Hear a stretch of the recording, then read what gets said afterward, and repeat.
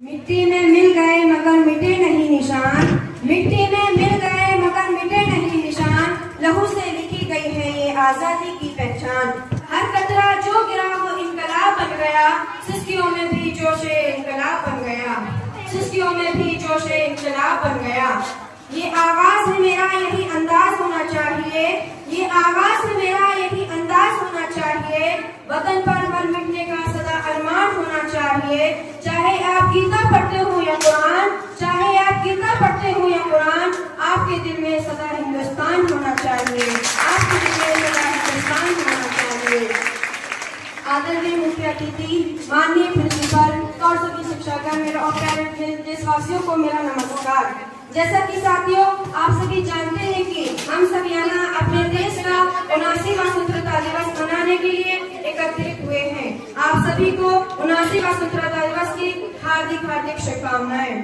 साथियों हम अपने 79वां स्वतंत्रता दिवस मना रहे हैं, ये सिर्फ एक जश्न नहीं बल्कि ये उस आग की याद है जो शहीदों के रंगों में लहू बनकर दौड़ी थी। ये वो दिन है जब एक आवाज उठी थी, अंग्रेजों भारत छोड़ो, और लाखों जाने कुर्बान हो गई, जिनकी लाशें खुद इतिहास में कंधे पर उठाई थी। उन वीरों की कहानियां हवाओं ने भिगाई थी, उन वीरों की कहानियां हवाओं ने भिगाई थी। साथियों क्या हमने उन कुर्बानियों की कीमत समझी? हम आजाद हैं, लेकिन क्या गरीबी, बेरोजगारी, जातिवाद, नफरत से आजाद हैं?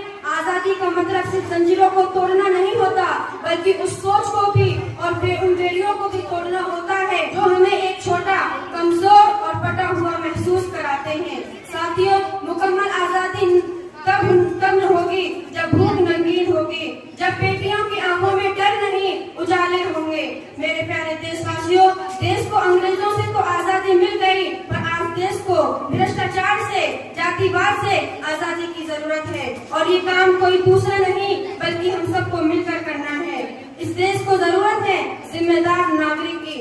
हम हर बार सोचते हैं कि आखिर एक इंसान के करने से क्या हो सकता है, पर याद रखिए गांधी जी अकेले चुप रहते तो ये देश कभी आजाद नहीं होता, देश कभी आजाद नहीं होता। हम नफरत हराएंगे, हम जाति धर्म से ऊपर उठकर इंसानियत का झंडा लहराएंगे, इंसानियत का झंडा लहराएंगे। दो पंक्तियां कहकर अपनी बात को समाप्त करती हूँ। सो गए आड़े तिरंगा भारत माँ की गोद में, सो गए आड़े तिरंगा भारत माँ की गोद में, होंगे ऐसे वीर पैदा फिर किसी माँ की कोख में।